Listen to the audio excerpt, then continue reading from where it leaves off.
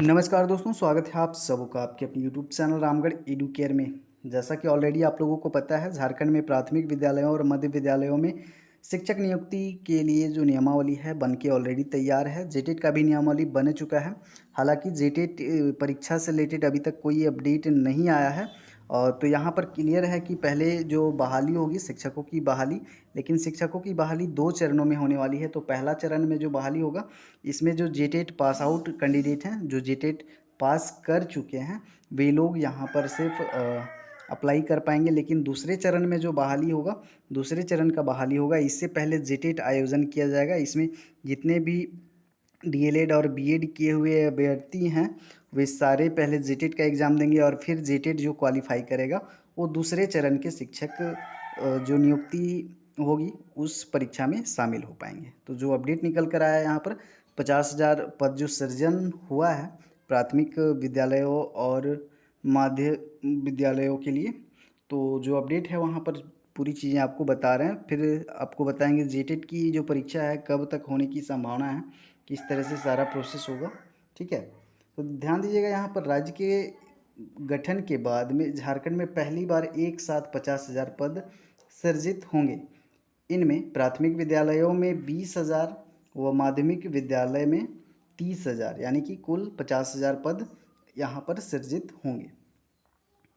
स्कूली शिक्षा एवं साक्षरता विभाग ने पद सृजन का प्रस्ताव कैबिनेट को भेज दिया है। कैबिनेट को भेज दिया है। अगली कैबिनेट की बैठक में प्रस्ताव को मंजूरी मिल सकती है। स्कूली शिक्षा एवं साक्षरता विभाग ने 60,000 पदों के सृजन का प्रस्ताव तैयार किया था, लेकिन विभागीय सहमति के बाद प्रस्ताव वित्त व फिर से पद वर्ग समिति को भेजा गया था। पद वर्ग समिति ने 60 में से 50,000 पद सृजन को अपनी स्वीकृति दे दी। यानी कि स्कूली साक्षरता विभाग है 60,000 पदों के लिए भेजा था, लेकिन स्वीकृति मिली है 50,000 पदों की। पद सृजन को कैबिनेट की स्वीकृति मिलने के साथ ही आरक्षण रोस्टर क्लियर करने की प्रक्रिया शुरू की जाएगी। परीक्षा यहाँ पर जो होगी 50,000 जो भर्ती होगा, जैसे कि मैंने शुरू में ही बताया 2 चरणों में होगा। तो प्रथम चरण में देखिए 27,000 पदों पर नियुक्ति होगी। इसमें क्या होगा, प्राथमिक व मध्य विद्यालयों में शिक्षकों की नियुक्ति को लेकर के नियमावली तैयार हो गई है। पद सृजन के बाद प्रथम चरण में 27,000 शिक्षकों की नियुक्ति की जाएगी। ठीक है, अब प्रथम चरण की नियुक्ति के बाद पहले झारखंड शिक्षक पात्रता परीक्षा लेने की तैयारी है। अब यहाँ पर देखिए एक चीज़ क्लियर हो रहा है कि प्रथम चरण की जब नियुक्ति हो जाएगी, उसके प्रथम चरण की नियुक्ति के बाद पहले फिर क्या ली जाएगी, झारखंड शिक्षक पात्रता परीक्षा। यानी कि पहला चरण में नियुक्ति हो जाएगी 27,000 पदों पर। उसके बाद जो दूसरा चरण का जो नियुक्ति होगा, उससे पहले जेटेट परीक्षा लिया जाएगा। तो फिर उसमें जेटेट जो भी पास करेंगे वो सभी शामिल होंगे दूसरी जो नियुक्ति होगी उसमें। झारखंड शिक्षक पात्रता परीक्षा के बाद दूसरे चरण की नियुक्ति की जाएगी।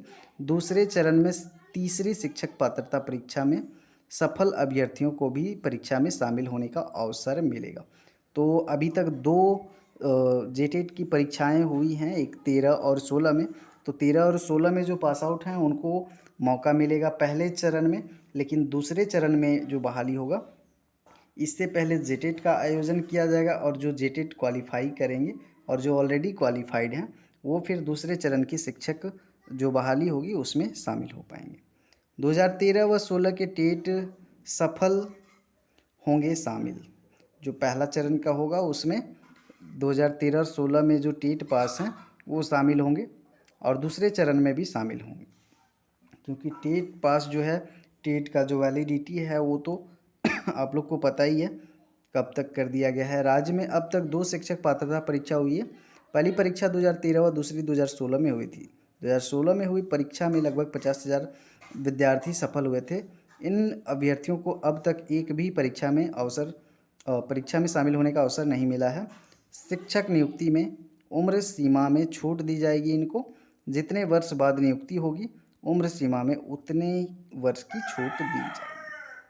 तो उम्मीद है कि ये जो 50,000 जो पद सृजित हुए हैं, जल्द ही कैबिनेट से इसको मंजूरी मिल जाएगी और जो भी अपडेट आती रहता है टीचिंग वैकेंसी से रिलेटेड मैं यहाँ पर अपडेट करता रहता हूँ। चैनल में पहली बार आए होंगे तो विज़िट कर लीजिएगा, सब्सक्राइब कर लीजिएगा और ऐसे ही अपडेट के लिए बने रहिए हमारे साथ में। तब तक के लिए धन्यवाद।